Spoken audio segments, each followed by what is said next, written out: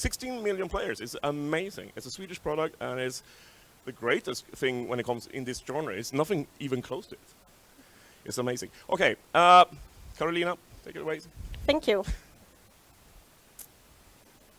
When I started out my journey as a game developer back in 2010, I wanted to be a designer because I wanted to make my games.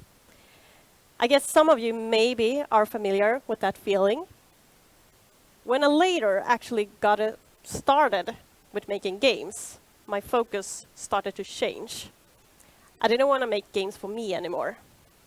I wanted to make games for them, my players, my audience, and my customers.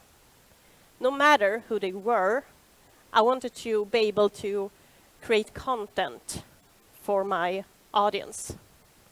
My name is Caroline, and today's topic is how to design for your audience. Before I go too much into this subject, I just want to introduce myself. I live in Stockholm, I'm a cat lover, and I have a secret ability as a bartender.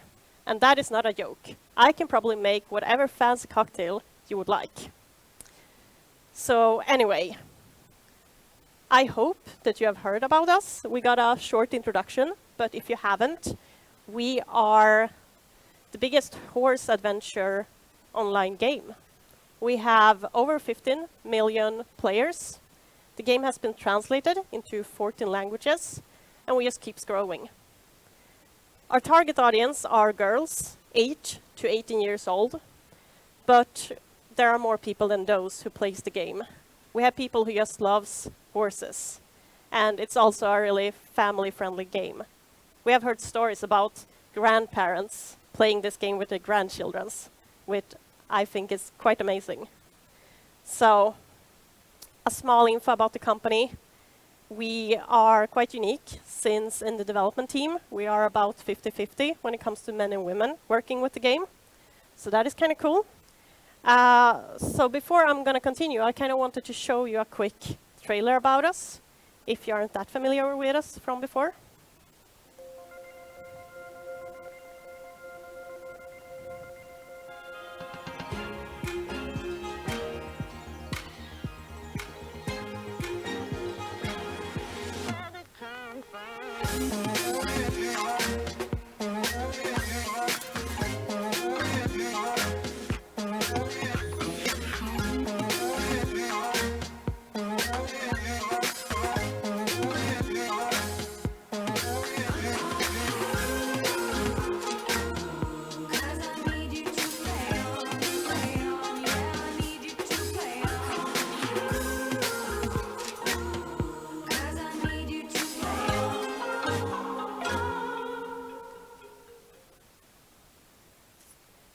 So, that was a short introduction.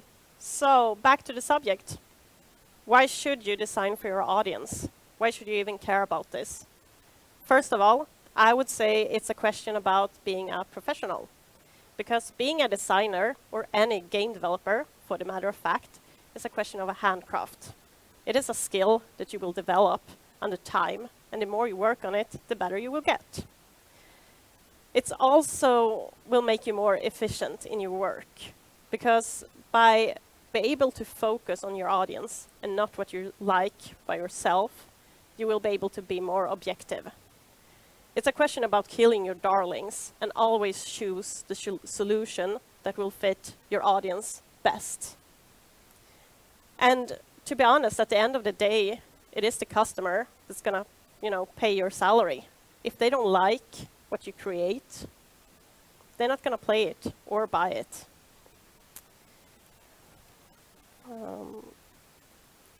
And speaking of the whole thing, sorry, I got lost of track. But anyway, speaking of the whole thing with making it for the customer and being efficient about what you're doing and focusing on the player, is basically that you always, or I believe that in game development, you always have to think about value versus effort. So when you're making something new, you have to think about how much value will this be for our player. Is it valuable for me to spend time on this, or is this just something I like to do? Because that is something that most of the time for us, we have to think about, because we have weekly releases. So we need to be efficient all the time to see, is this valuable? Will this actually be something valuable for the players? And yeah, then the next thing is basically that the customer pays. Yes. So why is this even hard? Why is it hard to design for your audience? Well, it is easier to design for yourself because you know what you like and you know what you don't like. But when it comes to someone who is not belonging to the same group of players that you belong to, it starts to become a bit more difficult. At Star Stable, none of the people in the development team are the target audience. None of us are a girl with the age span of 8 to 18. Some of us have found fun with the game within the studio, I know that, but most of us wouldn't probably have played the game if it wasn't for the fact that we actually care about the product we create and we want to understand what we create and we want to understand our players. But still, that is kind of what we're doing. So another thing that's also really difficult when designing for someone else is to balance the game. Because for us, we have such a broad audience. We have both really inexperienced players and we have really experienced players. We have players who never played any other game before than Star Stable, and we have players who have played a lot of other games. And Star Stable is just one of many games they play. And when you're designing something like this, you always have to remember to help the player feel progression. Because someone who's playing your game wants to feel like they're accomplishing something. They want to feel satisfaction. And if they don't do that, they will probably give up. It depends a lot how much time and patient a player will be. If you're doing a game where you have players who are used to lose the 51st time before succeeding, well, then they're gonna think that if they're gonna succeed the first time, it's gonna be too easy. But if you have a player who is quite inexperienced and haven't been trained to lose the 51st time, they will probably feel like, oh, I really suck at this game. And they probably might give up after a few tries.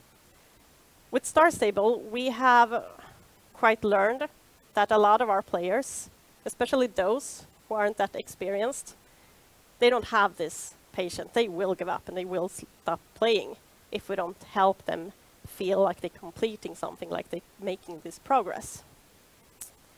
And it's these kind of things that makes it so hard to be a designer at Star Stable.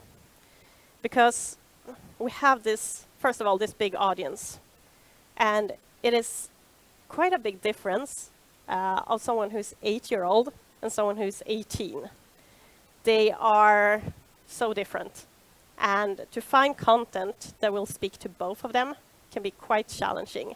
And also having a difficulty level that will fit both these 2 points is also really difficult. So yeah. And it's also really, as I mentioned, hard to balance this game because we have also some of our players, this is the first game they have ever played, and some of our other players have played a lot of other games. On top of this, we have also a vision with our game, as you saw in the trailer, that every girl is a hero. And this is something we also need to think about when designing content, because if the player is losing, how are they going to feel like a hero? So we want to help them feel encouraged and inspired by the game, to help them feel like a hero through the game. And how are we doing these? So, first of all, we need to know and understand our audience. Who are they? What do they want? And what are the goals? Why do they even play our game? These questions aren't always that easy to answer. At Star Stable, we work with data and metrics, among other things. And one thing that we also have learned is that you can easily have prejudice about your audience. And that is what also comes into the point diversity that I put in here.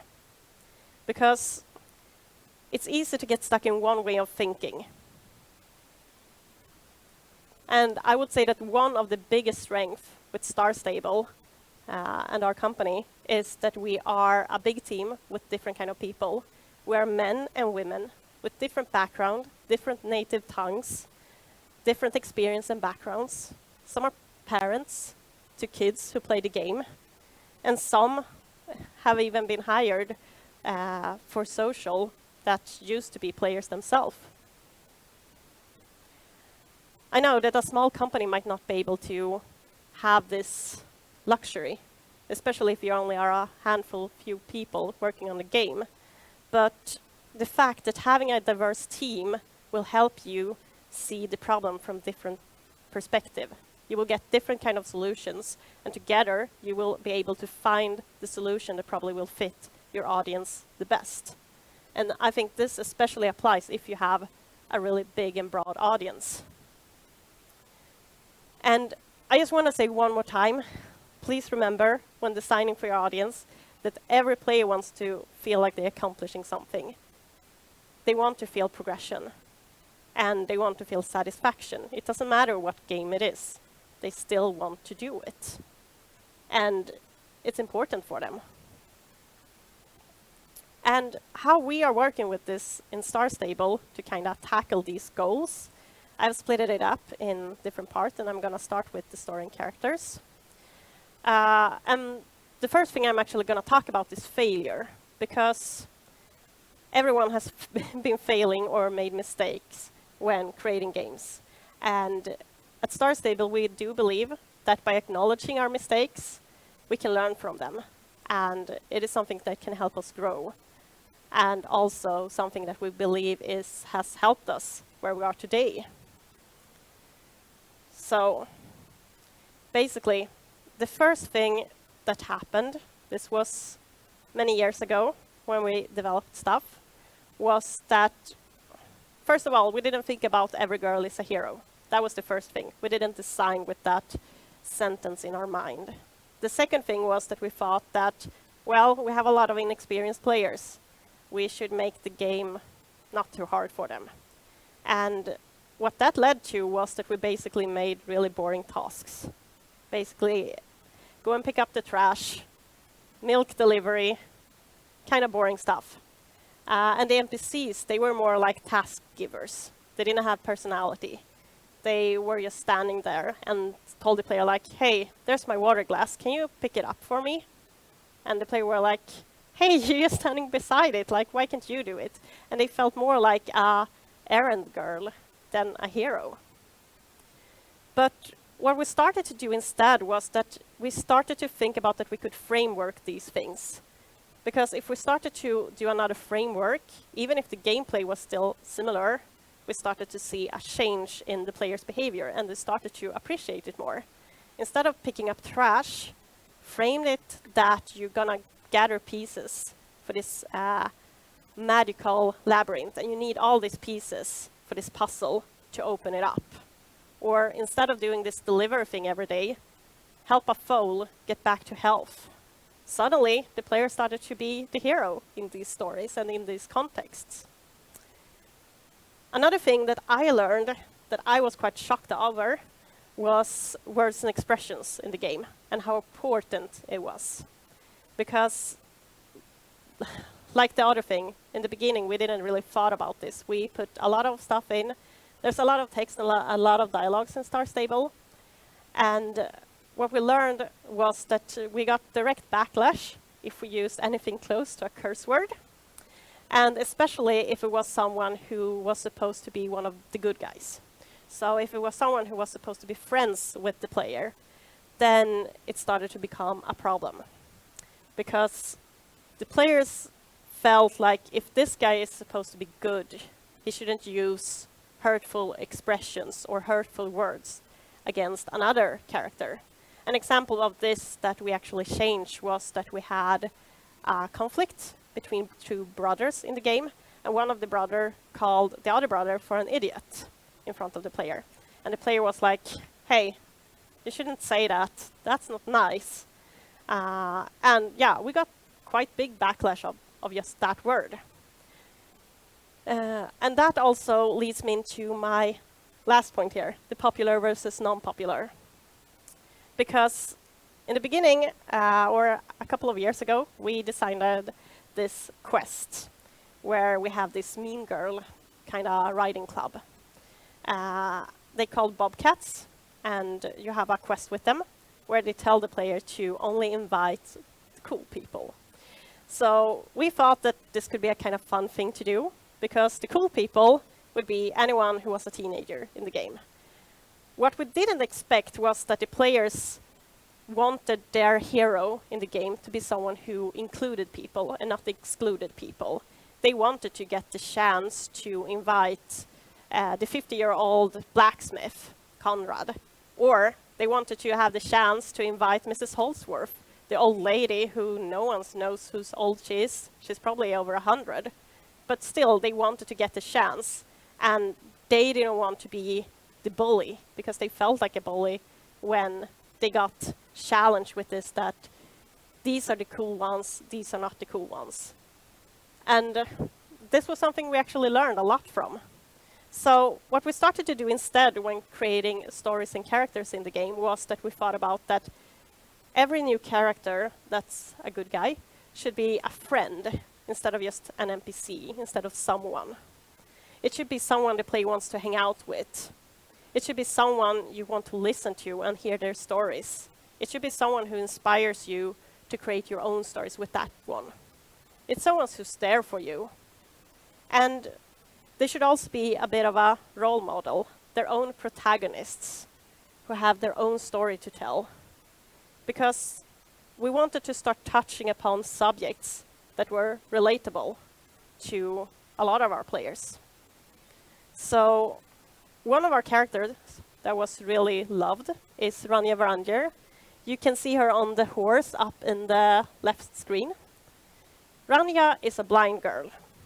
Everyone around her tells her that you are blind. You shouldn't be riding. You can't do that. You should be at home. You should take it easy. You should be careful. Everyone around her wanted to protect her. But Rania, she's not someone who needs a savior. She doesn't need a protector because she can manage on herself. She doesn't need eyes to be able to ride a horse because the horse can see. And she is her own hero in her story. And she let the player be part of that. She inspires the player and tells the player that don't let anyone tell you what you can't and can do. Believe in yourself. It doesn't matter if someone tells you that you are too young, too short, have problems with your sight or hearing. You can still do it, and we believe that you can. Another character we also introduced, she's not unfortunately on screen here, but she's called Alex. Alex grew up without a father. She was the one taking care of her siblings.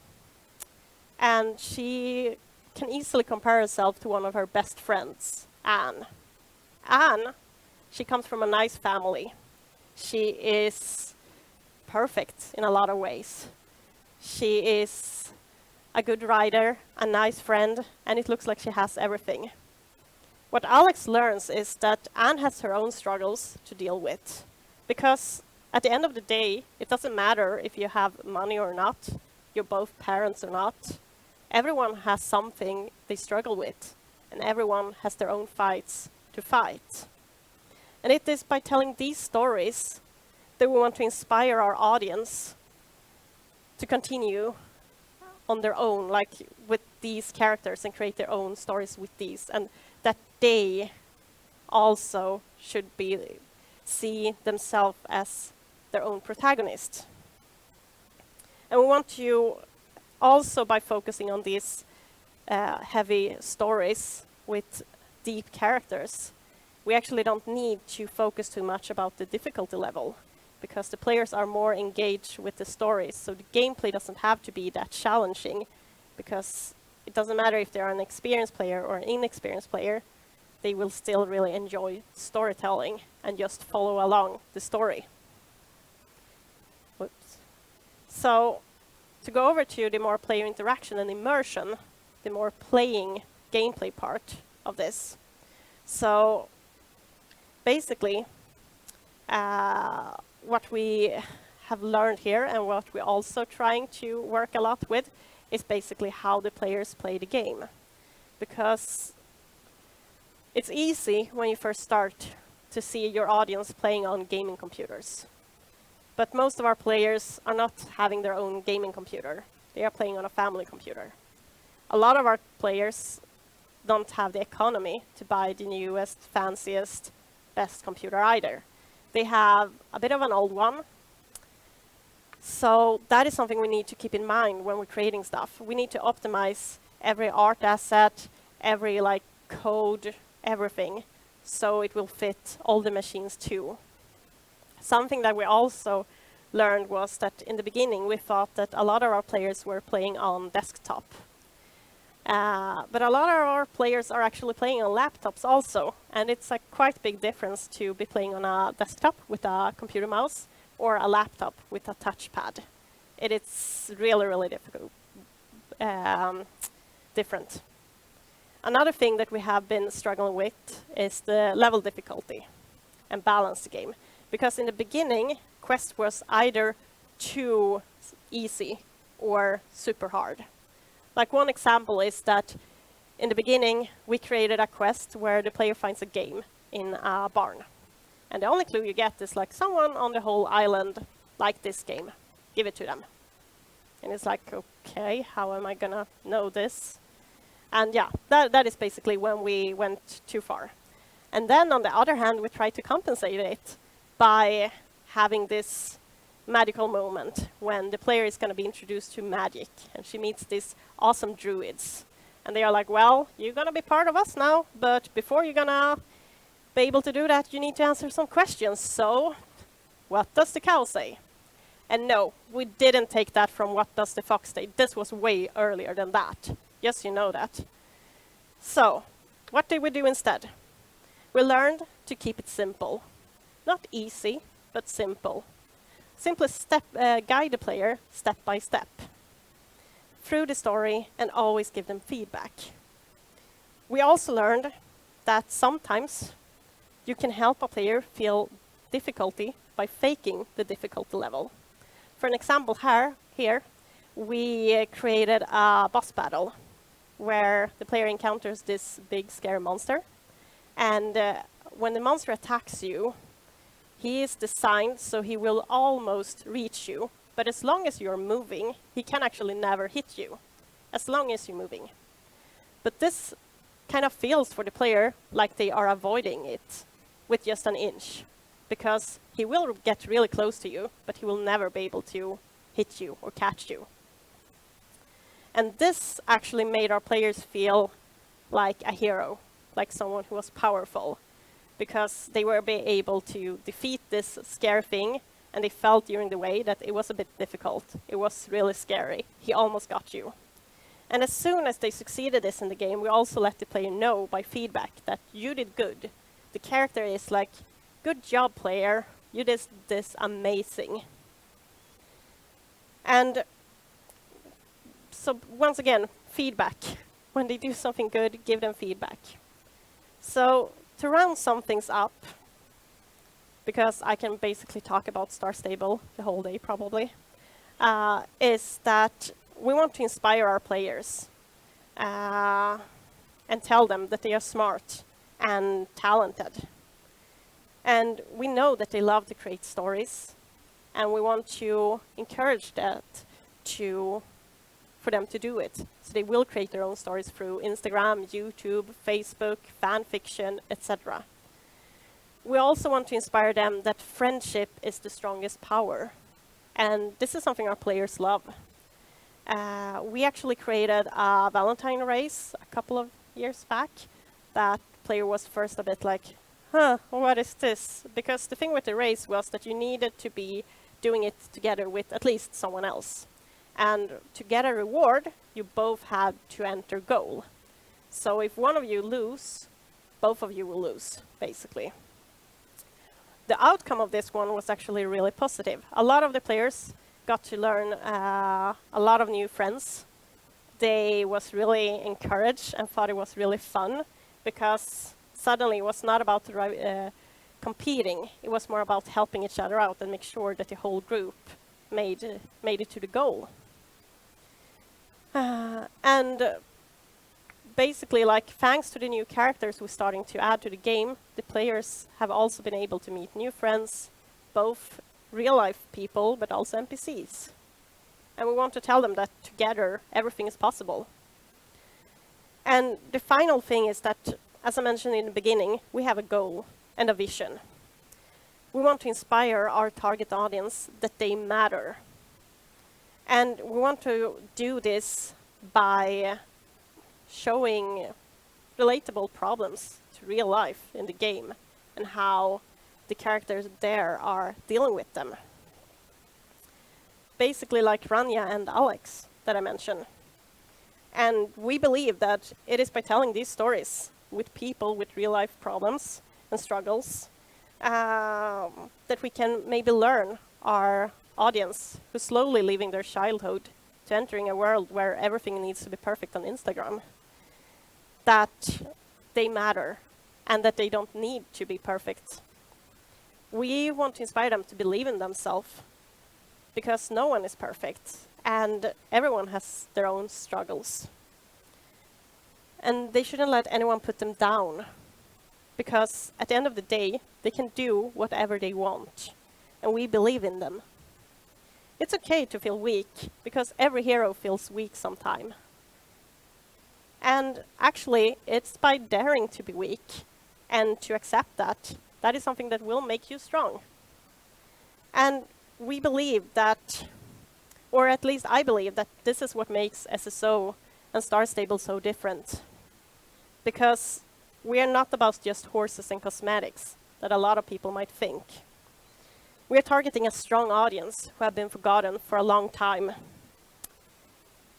And we are targeting an audience who sees friendship rather than rivalry.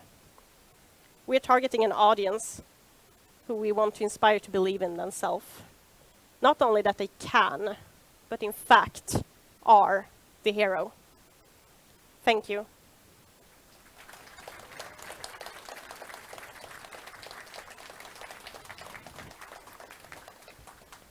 Right, and this is, as the Avalanche guys had some extra minutes for questions, I think we should definitely, if there's questions, please have them out now, and we'll try to stay for a little bit extra. Look, we have someone there. All right, I think we used the mic, so pass this.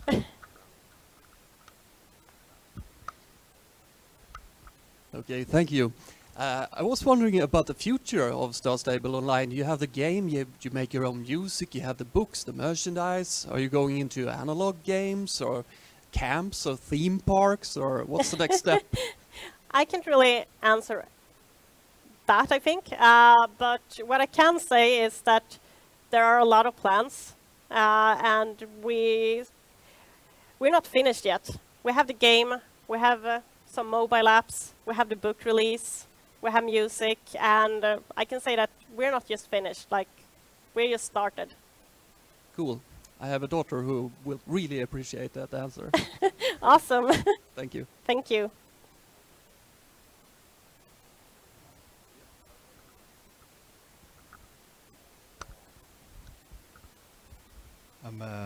What is your biggest source of feedback from your players? How do you know that what you're doing is working out? First of all, we using metrics to collect data that we look over, where we can see what the player do when they're playing the game. We're also collecting through social media, because we are lucky to have a very vocal audience, where we can see directly if we did something good or something bad. They love to talk about Instagram, on Facebook, on YouTube, Twitter, Tumblr. They use a lot of mediums. So we have an algorithm that collects these data, so we can kind of see how an update have performed, if it's been mostly positive comments or mostly negative comments. And yeah, and that together we can kind of get a good overview if something was good or if something was bad, depending on both if players are spending star coins for after an update, what they're doing when they are in the game, if they are actually spending time on the new quest or the new content, how much time do they spend on it, and also on social media when we collect therefrom.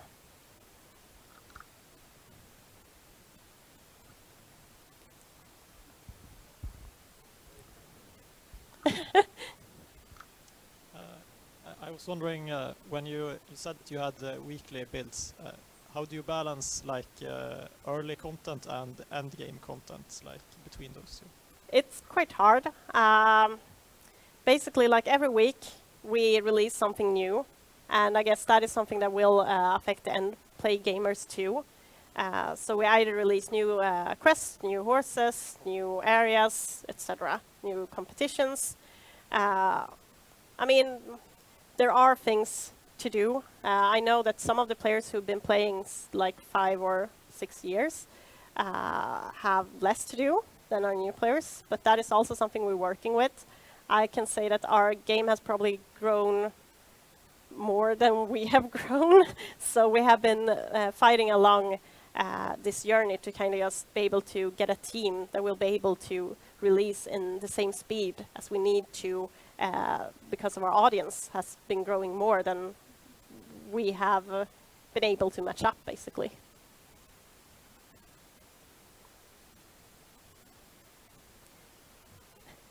But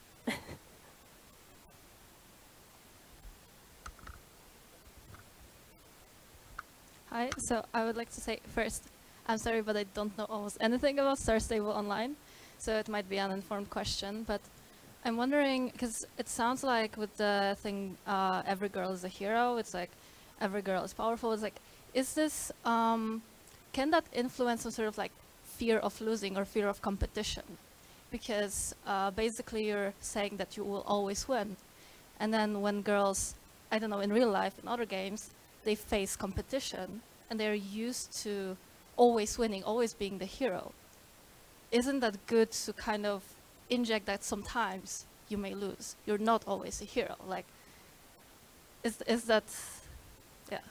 I understand your question, but I think that, I mean, if the player wants to go that road, it's something they go. In our game, we are gonna let them be the hero, and we're gonna encourage them to be the hero, both in like big epic stuff, but also in the more daily life struggles.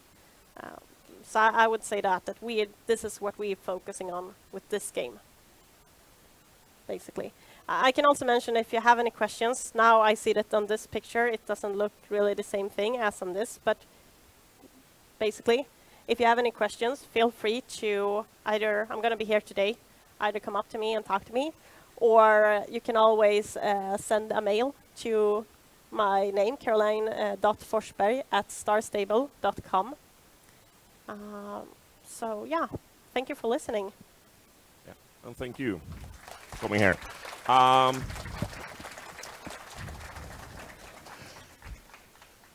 Of course, you're going to have your goodie bag as well, so come up here for the footage, or we can, yeah, like that. Like this, for the cameras. Thank you so much, Caroline, and try to get hold of her, talk with her, and yeah, mingle.